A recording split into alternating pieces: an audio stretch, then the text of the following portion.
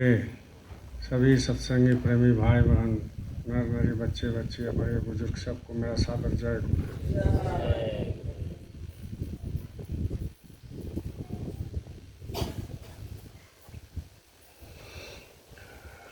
देखिए प्रेमी,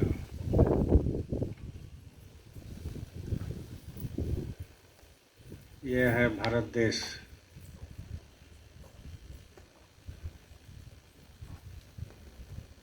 और ये महात्माओं संतों का देश है। ये प्राचीन देश है, सबसे पुराना हम लोगों को धर्म है जिसको कहते हैं सनातन धर्म। लेकिन लोग सनातन धर्म का मायने नहीं समझते। मायने वही समझेंगे जो सद्गुरु के पास पहुंचेंगे।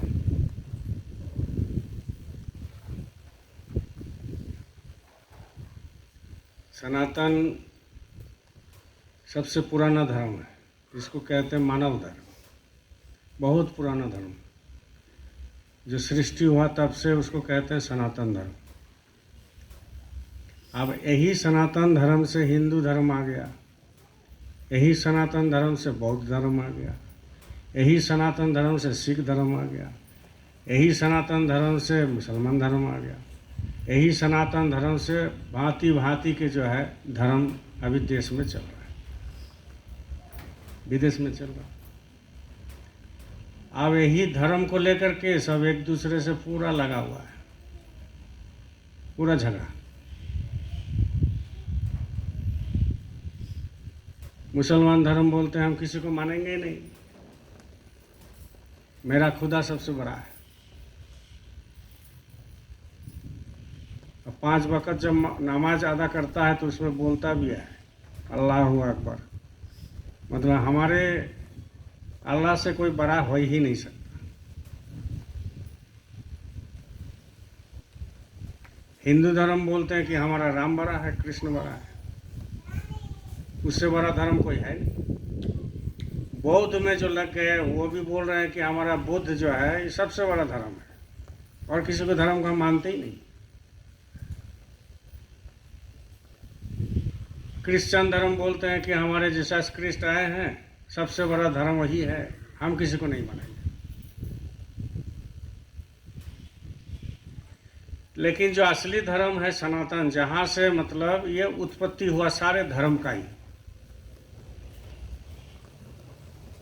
सारे धर्म का उत्पत्ति हुआ। जैसा कबीर साहब आए तो कबीर साहब तो चले गए, इसके बाद सारे जो है पंथ मत सब अलग अलग हो गया, बंट गया, हजारों हो गया। वो बोलते हैं कि हम ज़्यादा कबीर साहब को मानते हैं, और वो बोलते हैं हम ज़्यादा कबीर साहब को मानते हैं, वो बोलते हैं हम ज़्यादा मानते हैं। वैसा ही इसके बाद राधा स्वामी मत आया, वो बोल रहे हैं कि हम राधा स्वामी को हम ज़्यादा मानते हैं, वो बोलते हैं हम ज़्यादा मानते हैं। लेकिन लोगों को ये पता नहीं है कि सनातन धर्म का मतलब क्या है, कि सनातन है क्या, जिसको कहते हैं मानव धर्म। तो वो है क्या मानव धर्म? दुखों को देखना, प्यासे को पानी पिलाना, भूखे को खिलाना, सब जीवों पर दया करना, सद्गुरु के पास पहुंचना, सत्संग में जाना, जो भी अपना कमाई करते हो दिन भर उसमें से कुछ उठा करके मालिक का जो बंदा है उनके हाथ में रख देना। ये है सनातन का नियम। अगर कोई बोलते हैं कि हम गुरु नहीं मानते, हम उनका हाथ में काहे दें? लेकिन बात यह है कि ठीक है, नहीं मानते हो तो कोई बात नहीं, मानना चाहिए। लेकिन आप जो कमाते हो उसमें से तो कम से कम भूखे को खिला दो। ठंडा का दिन आता है तो चार को कंबल बंटवा दो। तुम्हारा बगल में जो है बेकार खाने के मर रहा है, तुम अपना घर में पनीर खा रहे हो, तो ये सनातन धर्म का नियम नहीं है। ठीक है, भगवान को नहीं मान रहे हो, ठीक है, वो तुम्हारा मर्जी है, उसमें मालिक को कोई फर्क नहीं पड़ता है, भगवान को कोई फर्क नहीं पड़ता है। कोई बोलेगा कि हम जय गुरुदेव को नहीं मानते, तो भाई जय गुरुदेव को क्या फर्क पड़ता है? कुछ नहीं पड़ता है, फर्क तो तुम्हारा पड़ेगा, क्योंकि तुम अपने आप को अभी तक जाना ही नहीं है। अपने आप को अभी तक जाना ही नहीं है कि हमको उद्धार करने वाला कौन होते हैं, कौन है। मेरा जो आत्मा है, हम जो आत्मा है, ये शक्ति हम है, एक अनोखा शक्ति है, जिस शक्ति का कोई वर्णन संत महात्मा भी नहीं कर पाए कि इतनी ताकत आत्मा में होता है। तो भाई आत्मा में जो ताकत है, तुम में जो ताकत है, तुम्हारे अंदर जो शक्ति है, पावर है, कम से कम उसको तो जान लो, तब तो पता चलेगा। जब कोई आत्मा का शक्ति को पता कर लेता है, आत्मा शक्ति को जान जाता है, तब उसको पता चलता है कि सनातन क्या है, मनुष्य क्या है, जीव क्या है, प्रकृति क्या है, भगवान क्या है, ये सब तब मालूम होता है। जब तक अपने आप को पहचान नहीं करेगा तब तक यह सब बेकार है, जान नहीं सकता। आप ही लोग यहाँ बैठे हैं, जब तक अपने आप को नहीं जानेंगे तो गुरु क्या है कैसे मालूम चलेगा? कितना गुरु में शक्ति होता है कैसे मालूम चलेगा? आपके अंदर हीरा जवाहरात सब भरा हुआ है, ब्रह्मांड पूरा भरा हुआ है, कैसे मालूम चलेगा? भगवान कृष्ण जब बाल गोपाल थे तो एक दिन आंगन में खेल रहे थे। तो जब आंगन में खेल रहे थे तो यशोदा माँ जो देखे कि वो कहाँ गया लल्ला, उत्तर प्रदेश में लल्ला कहते हैं, कहाँ गए? तो देखा कि वो आंगन में खेल रहे, मिट्टी खा रहे। बच्चे लोग खाते हैं ना, हम लोग भी खाते थे छोटा में। अब वो मिट्टी खा रहे हैं तो गए यशोदा माँ, इसके बाद बोले लल्ला तू क्या कर रहे हो, मिट्टी कोई खाने का है? अब मुंह में भरा हुआ है, ऐसा किया हुआ। बोले मुंह खोलो, तो चार थाप धीरे से गाल में लगाया तो मुंह नहीं खोला। तो जोर से धमका दिए तो मुंह खोल दिया। तो जब मुंह खोल दिए तो देखे कि मुंह के अंदर में ब्रह्मांड घूम रहा है, पूरा पृथ्वी, पूरा ब्रह्मांड घूम रहा है मुंह के अंदर में, गोल। और वो देख करके जो है यशोदा माँ जो है मूर्छित हो गई, गिर गई। तो वो चीज़ तो आपके अंदर में भी है, मेरे अंदर में भी है, सारे मनुष्य जाति के अंदर में घूम रहा है। वो गोल पृथ्वी जो है वो ब्रह्मांड, पृथ्वी नहीं ब्रह्मांड, वो अंदर में है। खाली देखने वाला चाहिए, दिखाने वाला चाहिए। पहले तो देखने वाला चाहिए कि हमको देखना है। जब मन में ये आएगा आपके अंदर कि हमको देखना है, तो ऑटोमेटिक तब उस समय आपको गुरु मिल जाएगा, सच्चा गुरु, कि इसको देखना है तो चलो इसको खींचो। तब वो खींच लेते हैं। और जब खींचते हैं तो फिर पहले उनका क्या काम रहता है कि पहले सत्संग में बैठो। उनका काम पहले ही रहता है कि सत्संग में बैठो।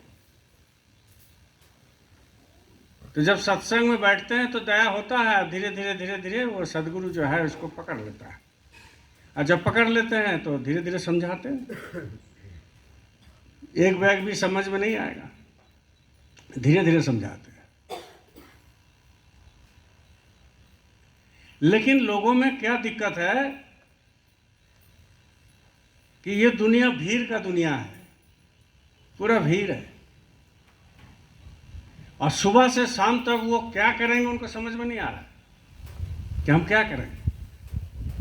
आज का जो दिन है ये ठंडा ठंडा दिन, बहुत दिन के बाद तो आज बहुत मौसम अच्छा किया, कल रात में आप लोग सोए भी होंगे खूब।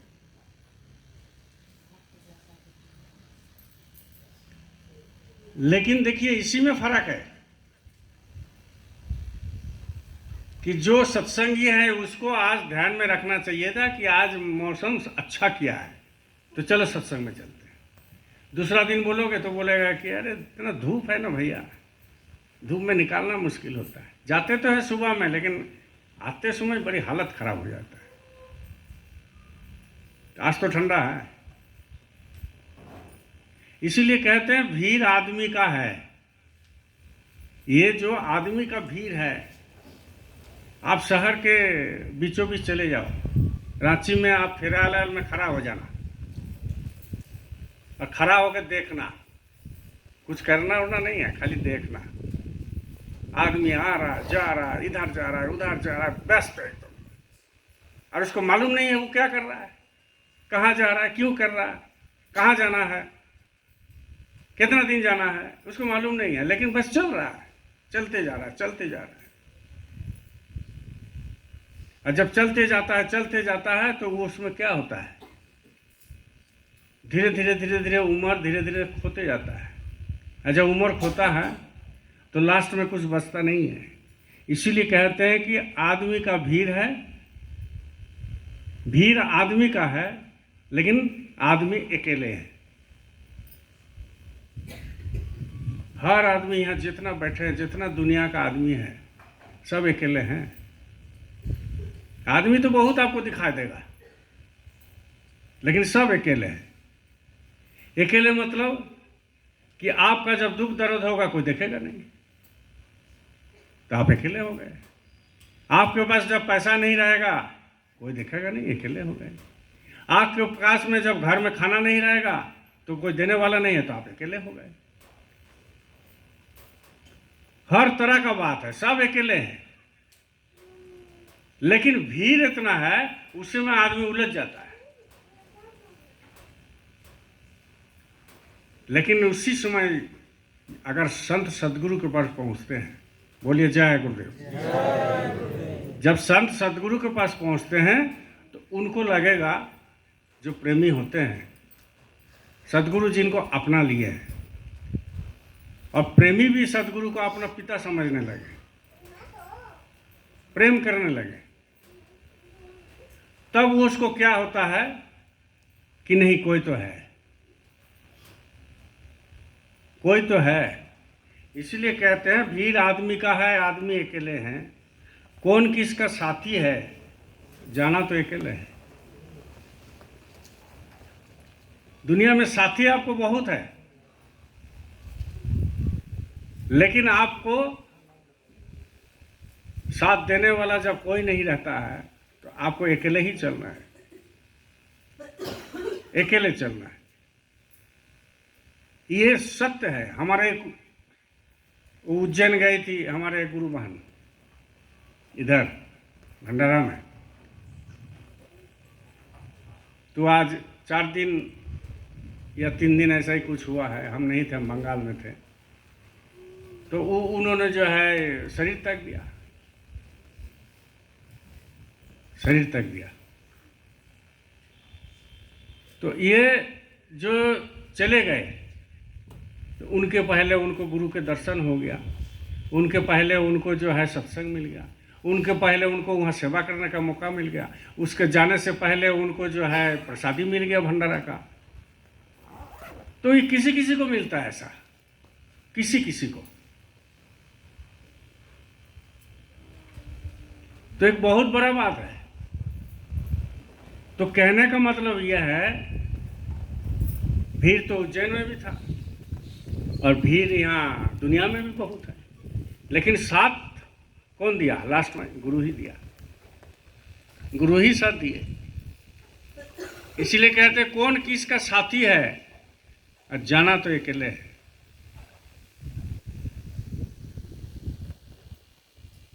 जब कोई शरीर छोड़ता है, कितनी लोग जाता है स्मशान, कितना लोग स्मशान जाते हैं, लेकिन चिता पर जब चढ़ाते हैं जो मर गए सो उनको, जब चढ़ाते हैं चिता पर, तो जब आग लगा दिया जाता है तो जो साथ में जाता है वो नहीं जाता है, चिता पर रख दिया वही जाता है। ये एक बहुत बड़ी बात है, इसको लोगों को चिंतन करना चाहिए, चिंतन करना चाहिए कि जाना तो हमको है, साथ में कोई नहीं जाएगा।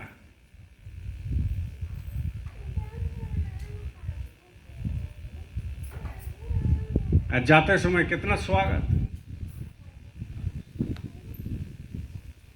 कोई फूल छिड़कता है, कोई पैसा छिड़कता है, वो भी पैसा 10 रुपया नहीं देगा, 5 रुपया नहीं देगा, देता है?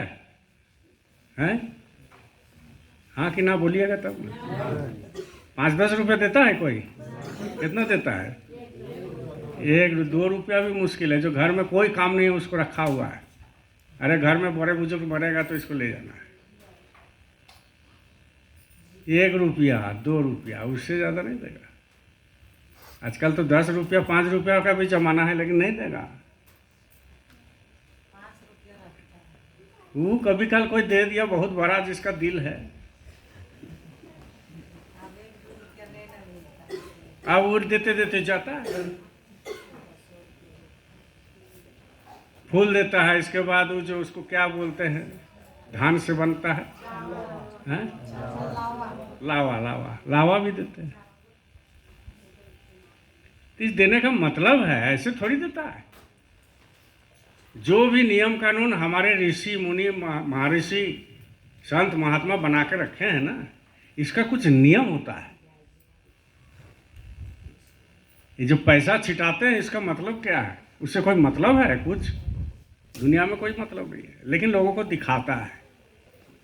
जिंदगी भर खूब गिना, ठीक है ना, हजारों करोड़ों रुपया गिना, हम भी गिने, आप भी गिने, गिन रहे हो। लेकिन जब माचा पर जाता है तो पैसा छिड़कता है, तो ऊपर वाला बोलता है उसको, उठ उठ उठ, जल्दी उठाओ। ऊपर वाला उसको बोलता होगा, कह रहे तुमको ले जा रहा है, सुता हुआ है तुम, उठो जल्दी, ये देखो पैसा गिर रहा है, उठाओ उठाओ उठाओ। तो उस समय उठ नहीं सकता वो देख रहा है पैसा गिर रहा है, क्योंकि आत्मा जो है तो चलता है ना। आत्मा जब निकालता है तो वो देखता है कि पत्नी बगल में रो रही है, अरे आप कहाँ चले गए जी, हमको भी लेके जाते।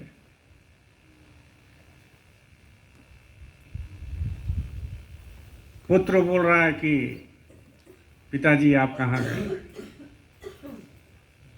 बेटी रो रही है, पोता रो रहा है, पोती रो रहा है,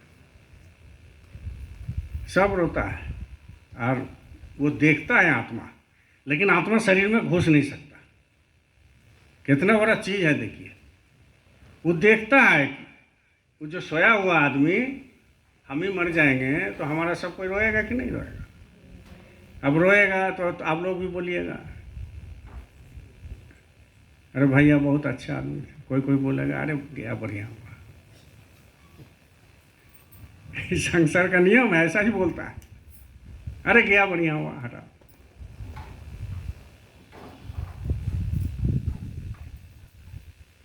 अब कोई वक्ता बनने का किसी को शौक रहता है तो बोलेगा कि बढ़िया हुआ, अब तो हम यही गद्दी में बैठेंगे। तो ये सब जो होता है ना, आत्मा देखता है, शरीर में तो नहीं है उसका, लेकिन आत्मा देखते रहता है कि यार ये रो रहा है, ये रो रहा है, ये रो रहा है, लेकिन कुछ कर नहीं पाएगा। बोलिए जय गुरुदेव। लेकिन कुछ कर नहीं पाएगा, क्यों? क्योंकि ऐसा सिस्टम है नहीं कि अंदर में घुस जाए और फिर निकाल जाए। लेकिन संत मत में इसका सिस्टम है। अब जीते जी 1000 बार घुसो, 1000 बार निकालो, अभी बैठो चले जाओ। तो ये संत मत में सदगुरु जो आपको देते हैं, नामदान इसी के लिए दिए हुए हैं कि भाई वो नाम के साथ जुड़ जाए आत्मा, तो मरने से पहले ही निकल जाएगा। कितना बार आएगा, कितना बार जाएगा। उस समय जो है अगर शरीर पड़ा हुआ है तो उस शरीर से कोई मतलब नहीं, कोई मतलब नहीं रहता है महात्मा का, क्योंकि उसको मरने से पहले ही वो सच्चाई को जान गया कि इसी तरह से जाता है और ये खोल है, इसको खोल दे, खोल को रख देना है, ये कपड़ा है, इस कपड़ा को खोल के दूसरा कपड़ा पहन लेना है, ये गंदा हो गया इसको छोड़ दो, गंदा हो गया इसको छोड़ दो। तो वही करता है महात्मा। संत मत में तो यही है कि जिंदा को मुर्दा कर देना, जिंदा को मुर्दा कर देना और मुर्दा को जिंदा कर देना। जिंदा को मुर्दा कर देना कैसे? जैसे हम लोग अभी जिंदा है, जो सत्संगी है वो जिंदा है, जो सत्संगी है जिंदा है, जिनको सतगुरु मिल गया वो जिंदा है, जिनको सत्संग मिल गया वो जिंदा है, जो सत्संग में सेवा करता है वो जिंदा है, उसको जिंदा कहते हैं। और जो सतगुरु को मानता ही नहीं है, वो जानता ही नहीं है और वो कुछ करता ही नहीं है भगवान के रास्ते में, सतगुरु के रास्ते में, सत्संग को भी सुनता ही नहीं है, तो उसको क्या कीजिएगा? जिंदा ना मुर्दा? मुर्दा है, मुर्दा है। इसीलिए कहते हैं कि संत मत में सतगुरु यही कहते हैं कि जिंदा को मुर्दा कर देना है और मुर्दा को जिंदा कर देना है। तो आप किसी भी समय मुर्दा बन सकते हो, किसी भी समय मुर्दा बन जाओ। प्रैक्टिस करना पड़ता है बहुत जबरदस्त, और साथ साथ गुरु का भी कृपा लेना पड़ेगा। आपको 12 घंटा, 14 घंटा, 18 घंटा बैठने से भी नहीं होता है, गुरु का भी कृपा चाहिए। और जब बैठोगे तो गुरु कृपा करते हैं, गुरु कृपा करते हैं। तो वही कहते हैं, रुपया पैसा जब तक है हाथ तब मिलाएंगे। ये तो दुनिया का एक दस्तूर है, आप जानते हैं। रुपया पैसा होगा तो हाथ मिलाएगा, और नहीं तो भागेगा, उधर देखेगा इधर भागेगा। अरे होगा हाथ खाली तब फिर नजर ना आएंगे। जब हाथ खाली, इसीलिए अपना दुखड़ा किसी को मत सुनाइएगा, नहीं तो सीधा खेल खत्म। घर में आप मार भात खाइए, भैया क्या बनाए थे? भैया आज पनीर बनाए थे, सीधा बोलिए ना, क्या दिक्कत? आज क्या बनाए थे? आज 2 सब्जी दाल ऐसा बनाए थे। क्योंकि आपकी जो गरीबी है, वो गरीबी देख करके दूसरा आदमी दुख नहीं होता, सुख पाता है। वो गरीबी देख के दूसरा आदमी सुख पाता है, दुखी नहीं होता है कभी भी, यह जान लीजिए, सुख पाता है। अब मन में वो सोचेगा कि अच्छा हुआ, अच्छा हुआ, मने मन ऐसा ही करेगा। ये अनुभव है जिंदगी का, ये सबके, खाली मेरे नहीं। वो सुख पाता है, वो सुखी होता है। इसलिए अपनी घर की कहानी दूसरे को मत बताइएगा। ये सारे महात्मा बोलते हैं, सब महात्मा का सुनिए आप, वो सबको यही बोलते हैं कि अपना दुख दूसरे को मत बताओ। क्यों? क्योंकि उनको पता लग जाएगा तो सुखी होगा और आपको साथ नहीं देगा। इसीलिए कहते हैं झूठे रिश्ते नाते हैं, ये व्यर्थ का झमेला है। ये रिश्ते नाते जितना है भाई, ये महात्मा का कथन है। उन्होंने अपने अनुभव किया और उन्होंने अपने सब कुछ देख करके तब ये लिखता है, अनुभव करके लिखता है।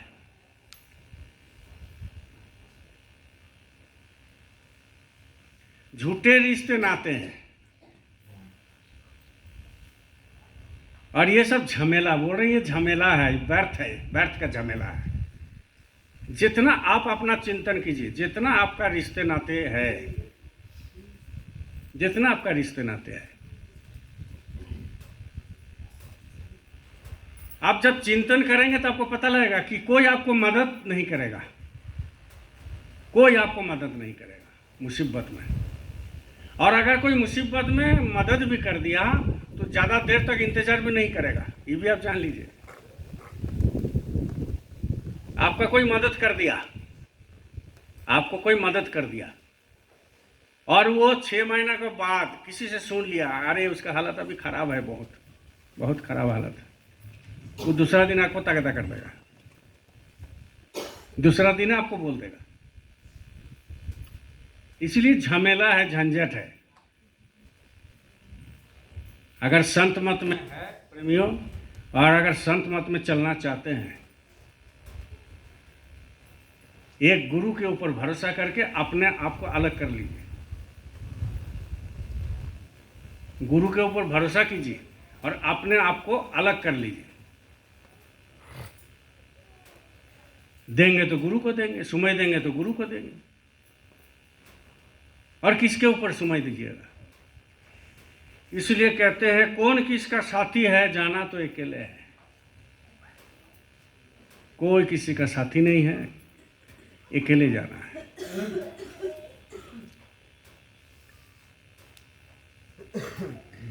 आज का गुरु चेला दोनों जटाधारी है। ये संसार में इतना दुख तकलीफ क्यों है? इसलिए है कि जो भगवान है असली, उसको खोजता नहीं है। जो सद्गुरु हैं, जो नाम के साथ लय हो गया, जिन्होंने नाम को प्रकट किया, उनको कोई खोजता नहीं। रास्ता क्या है? किस रास्ते से जाने से मेरा व्यक्तित्व, मेरा चरित्र, मेरा दुनियावी जो संसार है उसमें जो है हमारा बरकत मिले,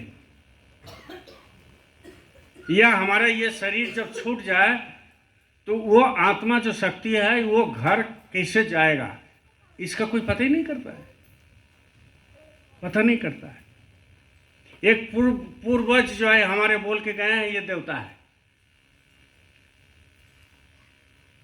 ये देवता है, बार उसको हजारों साल मानते चले रहे। लेकिन कोई ये नहीं बोला कि ये देवता को प्रतिष्ठा कौन किया।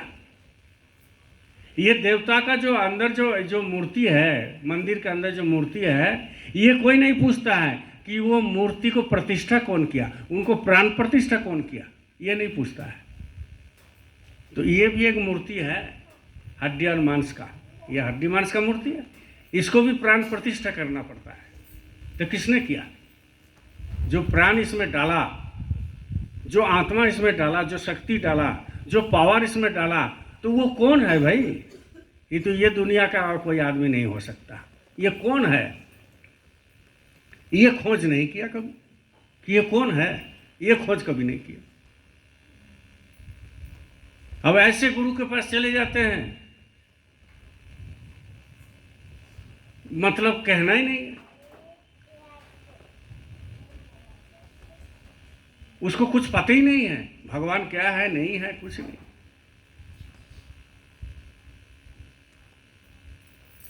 हमारे घर में भी कुल गुरु थे, सबके घर में कुल गुरु होता है ना। जो हमारे बाप दादा लोग मानते चले आ रहे, आते हैं घर में, नाराज नहीं करते उनको। तो पहले कुल गुरु का काम क्या था? आके बोलते थे कि शाकाहारी हो जाइए, आके बोलते थे कि ऐसा चलिए, ऐसा चलिए। जो काम पंडित लोगों का पहले था, लेकिन आज पंडित लोगों का भी वो काम नहीं है, वो सिमट गया पैसा में सिमट गया। अच्छा उपदेश नहीं देते, पैसा चाहिए।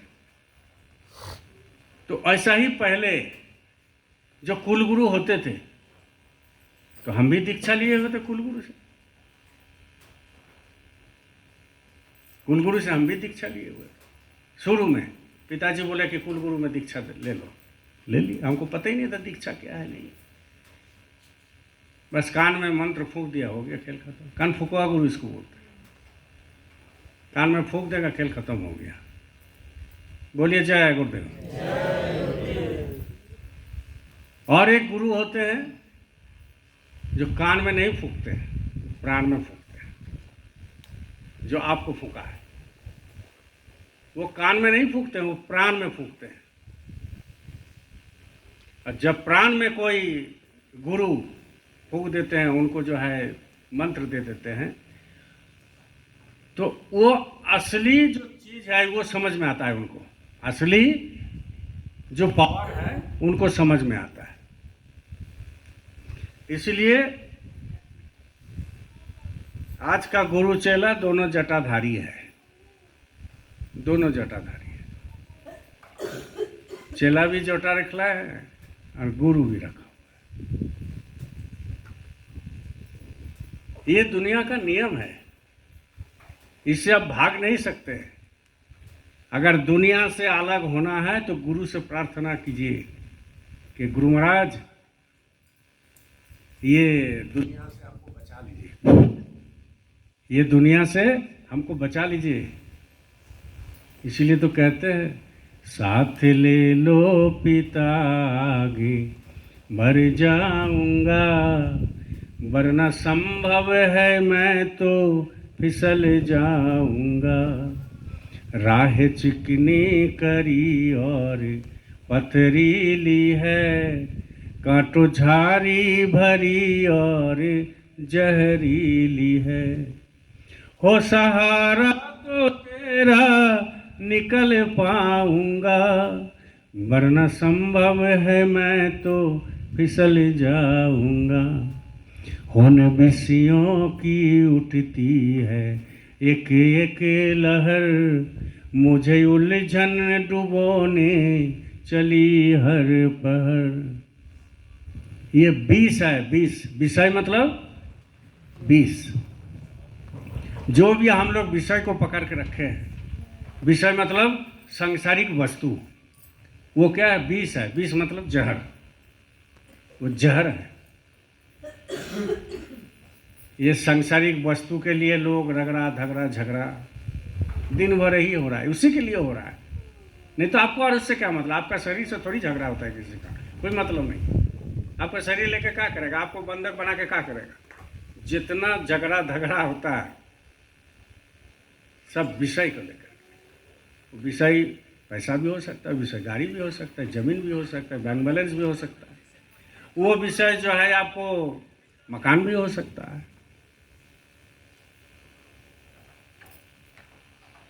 सब रगड़ा धगड़ा विषय। हमने खुद देखा, एक स्मशान में पिता डेथ किया, 3 लड़के थे, और वो दोनों लड़का जो है, मतलब वो लड़का कोई बाहर में था तो आने में उसका लेट किया। ये रामगढ़ का कहानी है, हमारा देखा हुआ। अब वो 2 लड़का जो है, वो पिताजी लिखाई पढ़ाई नहीं जानते तो ठेपा मार लिया घर में, सादा कागज में ठेपा मार लिया। और वो जो छोटका लड़का था वो बेचारा जो है वो आने में लेट किया। अब आधा जल गया, हाथ ऐसे पड़ा हुआ है, हाथ ऐसे पड़ा हुआ है बाहर में, आधा जल गया। और वो दौड़ के आ रहा है और कागज ले करके, और जो है वो स्टैम्प पेपर भी स्टैम्प भी लेके आया, और उसमें पिताजी को जो है अंगुली को लगा करके ठप्पा मार रहा है। क्या कीजिएगा, क्या कीजिएगा? अब सोचिए, मेरा देखा हुआ है, हम किसी के सुनी बात नहीं कर रहे। रामगढ़ का कहानी है। क्योंकि जहाँ रहते थे वहाँ श्मशान था, दामोदर नदी था, वहीं क्वार्टर हमारा मिला हुआ था। देखते थे वहाँ मुर्दा डेली जलता था। तो देखे पूरा हल्ला फिर थाना वाला बगल में ही थाना है, थाना चौक। थाना से आदमी आया, फिर इसको पकड़ के ले गया। अब पिताजी जा रहे हैं, शरीर उसका छूट गया, अब उसका जो है अंगूठा लगा रहा है कि दोनों भाई लिखा लिया और हमको नहीं मिलेगा। ये तो दुनिया है भैया, इसको कहते हैं 20 जहर, विषय, विषय कहते हैं इसको। इसलिए जो दिन भर आप क्रिया कर रहे हैं, इसमें कोई माना ही थोड़ी किया। हमारे गुरु महाराज कभी माना नहीं किया। महाराज जी कभी बोलते हैं, अभी तो सत्संग सुन के आए हो आप उज्जैन से, कभी बोले हैं कि संसार छोड़ दो? संत मत में ऐसा है नहीं, संसार में ही रहना पड़ेगा। सबसे बड़ा आश्रम गृहस्थ आश्रम। वो कहते हैं कि तुम्हारा हमारा कुछ नहीं चाहिए, तुम जो भी कमा रहे हो कमाओ, हमको कुछ नहीं चाहिए। थोड़ा सा समय दे देना बस, उसमें हम तुम्हारा काम कर देंगे, थोड़ा समय दे देना। बोलिए जय गुरुदेव। ये से इसीलिए अगर सत्संग की बात को समझना है प्रेमियों, सत्संग की बात को अगर समझना है तो छोटा बनना पड़ेगा। हमारे जिंदगी में हमने देखा कितना आया पदाधिकारी, कितना गया, बड़ा बना, नीचे धड़ाम से गिरा, धड़ाम से गिरा। इसलिए महात्मा कहते हैं छोटा बने जो वो हरि पाए। हरि को पाना है, सत्संग की बात को समझना है तो छोटा बनना पड़ेगा। जैसे छोट बूंद नीर की दूर धूल मिल जाए,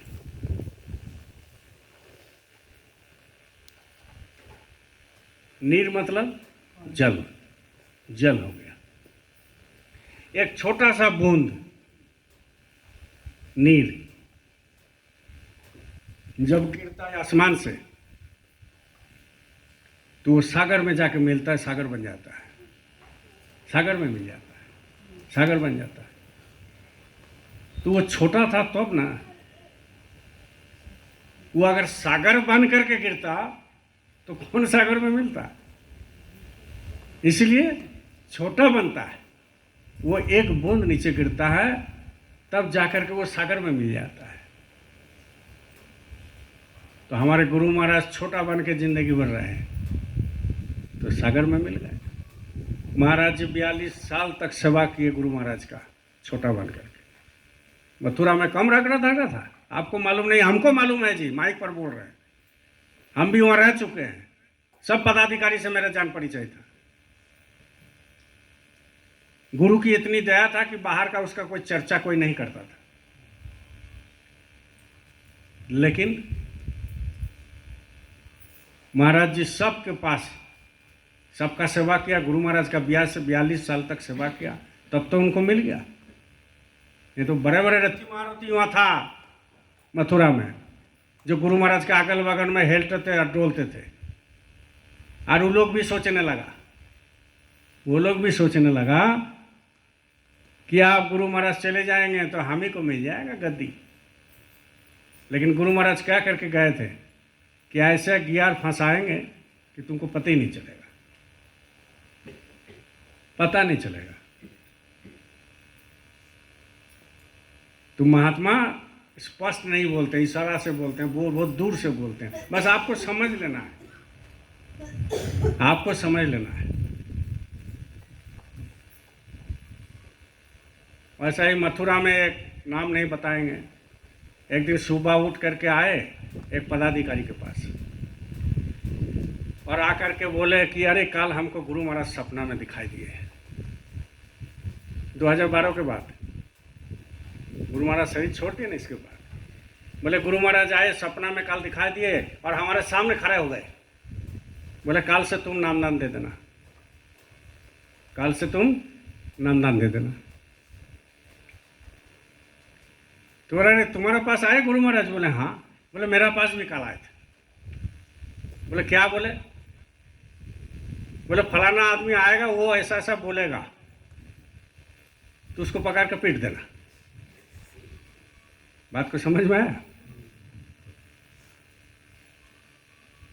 बोले हमको भी गुरु महाराज ऐसा ही बोले कि उसको पकड़ कर पीट देना, नामदान देगा। तो इतना सीधा नहीं है। मनगढ़ंत बातें कि हमको जो ऐसा बोल के गया, ऐसा बोल के गया, ऐसा लिख के गया, ऐसा लिख के गया, ऐसा कर दिए, ऐसा कर दिए। अरे जो महात्मा संत सदगुरु होते हैं ना, वो डायरेक्ट बोलते हैं, मंच पर बोलते हैं, दिखा करके बोलते हैं, छुपा करके थोड़ी बोलते, दिखा करके बोलते हैं। सदगुरु को समझना बड़ी मुश्किल वाला बात है, बहुत मुश्किल है। जरा सा आपको एक झलक अंदर में दिखाई देने लगेगा, गुरु को भूल जाओगे सीधा। थोड़ा सा अगर कान में, अंदर कान में अगर सुनाई दिया, कान खुल गया, तो आप गुरु को भूल जाओगे। यही तो मेरा मेहनत है,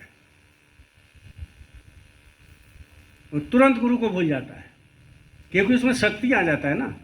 जैसा ही आप एक झलक देख लोगे अंदर में, एक झलक की बात कर रहे हैं, और जैसा ही थोड़ा सा अगर सुनाई अंदर में दिया, तो आप में एक शक्ति आ जाएगी। ये शरीर का शक्ति नहीं बोल रहे हैं, आपके अंदर में एक शक्ति आ जाएगा। तो जब वो शक्ति आ जाता है तो गुरु को भूल जाता है, बोले हम कर लेंगे। और उस समय जब आत्मा चढ़ने लगता है तो वो सोचता है, वो आत्मा सोचता भी है कि गुरु हमारे पास ना आवे तो बहुत अच्छा है, क्योंकि वो उसको वो ऐश्वर्य मिल गया, उसका ये आनंद मिल गया इतना कि वो सोचता है कि गुरु आएंगे तो फिर कहाँ ले जाएंगे ऊपर, तो हम यहीं रहेंगे, हम ऊपर नहीं जाना चाहते। ये सत्संग सुनोगे तब ना पता चलेगा गुरु महाराज का। तो उस समय साधक क्या करते हो, गुरु को भी छोड़ने के लिए तैयार रहता है ऊपर जाने, बोले नहीं जाना चाहता है।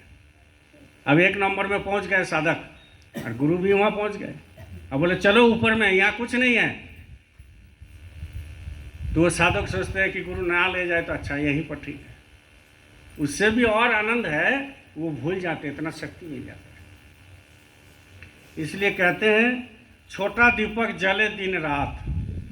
जो दीपक होते हैं छोटा है, लेकिन दिन रात जलता है, और सूरज काम ना आवे।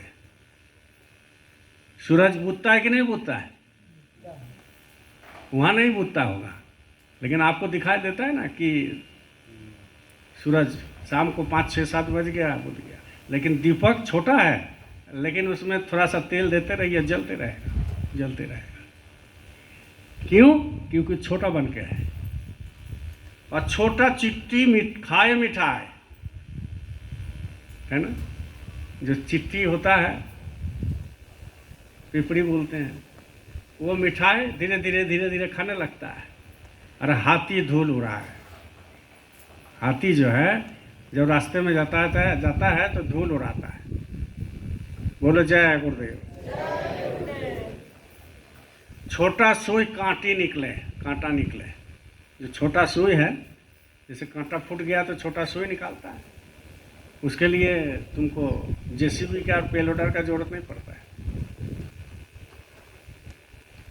उसको कांटा से ही कांटा निकालना पड़ता है।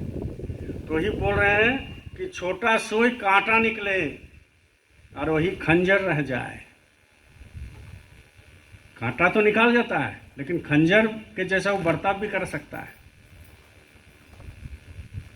बर्ताव भी कर सकता है। और कुठिया में एक तारा बोले। कुठिया मतलब क्या है? कुठिया मतलब कुटिया नहीं, कुठिया मतलब वो काठ का एक टुकड़ा, उसमें एक तारा बोले। एक तारा जैसा नामदान जब गुरु महाराज दिए तो आपको समझाया ना, ऐसे ऐसे। तो कुठिया, कुठिया में एक तारा बोले,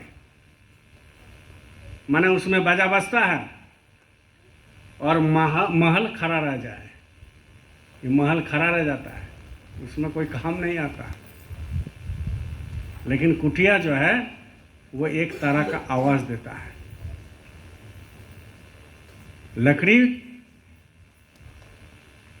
लकड़ी जो है ये बहुत बड़ा चीज होता है। एक बार भगवान कृष्ण को प्रश्न किया कि भगवान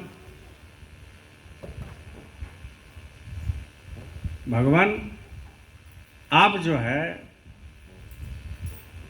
क्या नियम बनाए हैं कि लोहा पानी में डूब जाता है और वही वजन का लकड़ी जो है पानी में डूबता नहीं है, वो पानी में तैरता है। लकड़ी को आज तक डूबते हुए देखा पानी में? नहीं देखा ना, तैरते हुए देखा। तो बोले वही वजन का हर चीज डूब जाता है। मिट्टी डूब जाएगा, घुल जाएगा, लोहा डूब जाता है लेकिन लकड़ी नहीं डूबता है। तो भगवान कृष्ण ने बोला कि उसको छोटा से हम पेड़ बनाए और उसमें पानी हम ही दिए। छोटा से पेड़ बनाए और पानी हम ही दिए, सींचे हम ही, उसको हम ही बनाए, तो उसको कैसे हम डुबा दें? उसको हम गोदी में रखते हैं। समझ गए? तो गुरु महाराज आपको छोटा से ही माने आपको सींचा है, तो आपको कैसे डुबा देगा? आपको गोदी में ही रखेगा। छोटा नाव का विश्वास करो, नदी पार ले जाए। जो छोटा नाव होते हैं ना, वो नदी को पार कर लेता है, उसके ऊपर विश्वास कीजिए। और ये तो बहुत बड़ा नाव है हम लोगों को, जय गुरुदेव जहाज, उसके ऊपर विश्वास बहुत ही जरूरी है। ये जो भी आपको चीज मिलेगा प्रेमियों, विश्वास के लिए ही मिलेगा और कुछ नहीं। नामदान लिए हो तो विश्वास करना पड़ेगा, क्योंकि आपने जीवन को समर्पित किया। अब नामदान लेने के बाद भी लोग विश्वास नहीं करता। बहुत लोग बोलते हैं ना, बोलिए जय गुरुदेव। बहुत लोग बोलते हैं ना, नामदान तो भैया लिए हैं ना, आवाज आ रहा है ना, सुनाई दे रहा है, न तरक्की हुआ ना और कुछ हुआ। बहुत ऐसे लोग हैं। अब वो दूसरे को देख के सोचता है कि प्रसाद का उतना बड़ा मेन रोड में दुकान हो गया तो हम भी कर लें। ऐसे थोड़ी होता है।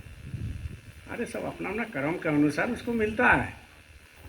लेकिन जो पुराना जिंदगी है उसको थोड़ा टोटल के देखो, उसको थोड़ा देखो क्या थे आप। कोई घर में आपको पूछने वाला नहीं था, और आज गुरु महाराज के चलते, सत्संग के चलते आपका एक जगह गुरु महाराज ने दे दिया। 5 लोगों के सामने हाथ जोड़ करते हो, 5 लोगों के सामने बैठते हो, 5 लोगों के बराबर मकान हो गया, 5 लोगों के बराबर गाड़ी हो गया, 5 लोगों के बराबर आपको सब चीज चेंज हो गया। इसको नहीं देखता कहाँ थे और कहाँ आप आए हो। कहाँ थे और हमारा ही देखा हुआ, आपका देखा हुआ लोग कहाँ पर थे और अभी कहाँ आकर के खड़े हो। तो ये गुरु महाराज का ही देन है और किसी का देन नहीं है। लेकिन गुरु महाराज कहते थे कि तुम लोग इतना गद्दार है, सब कुछ देने के बाद भी भूल जाते हो। भूल जाते हो क्या नहीं दिया तुमको। जो दुनिया में ब्रह्मांड में सर्वश्रेष्ठ जो धन है वो तुमको हम,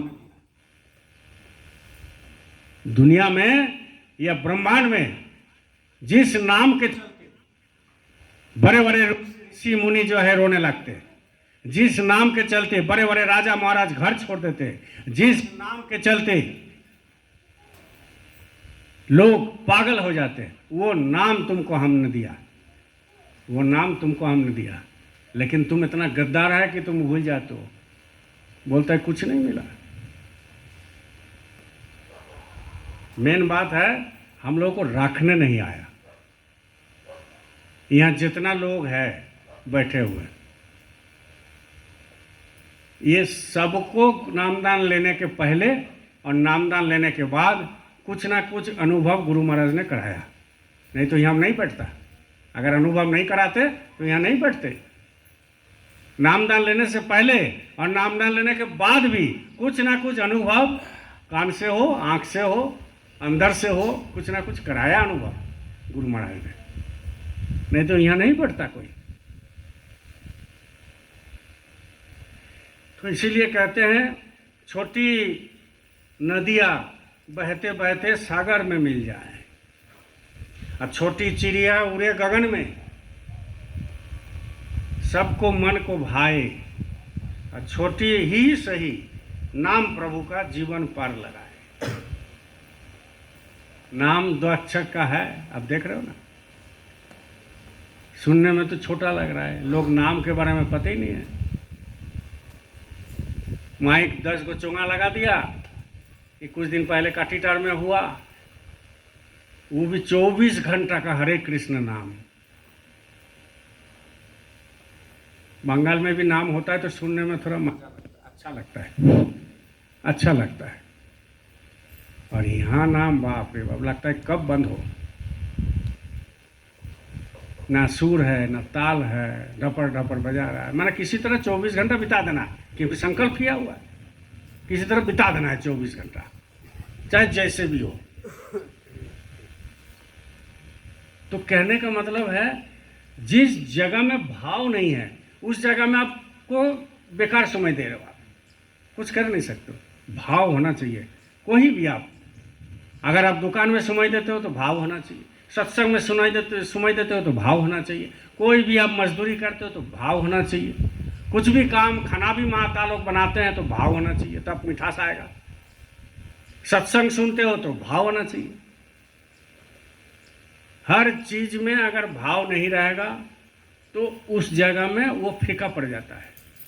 आपका मन कहीं और होगा, तो यहाँ जो सत्संग गुरु महाराज की गुरु चर्चा सुन रहे हो या कोई सो रहा है, तो मान लीजिए वो घर में जाकर बोलेगा आज सत्संग अच्छा नहीं लगा।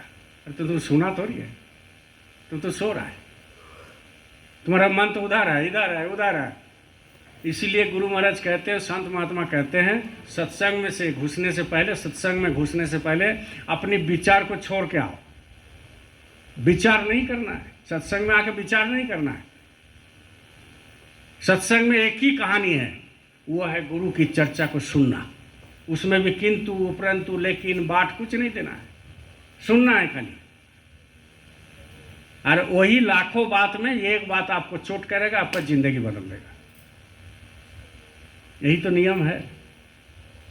बोलिए जय गुरुदेव, जय गुरुदेव। देखिए प्रेमियों, एक दिन और यहाँ भंडारा करेंगे, क्योंकि प्रसादी जो आया है उसको फिर बांटना है, समझ गए। और एक दिन भंडारा और करेंगे, थोड़ा सा 1-2 दिन और जाने दीजिए, 2-4 दिन, सप्ताह भर पानी पड़ने दीजिए, क्योंकि हमारे गुरु भाई बहुत सारे हैं। बंद कर दिया।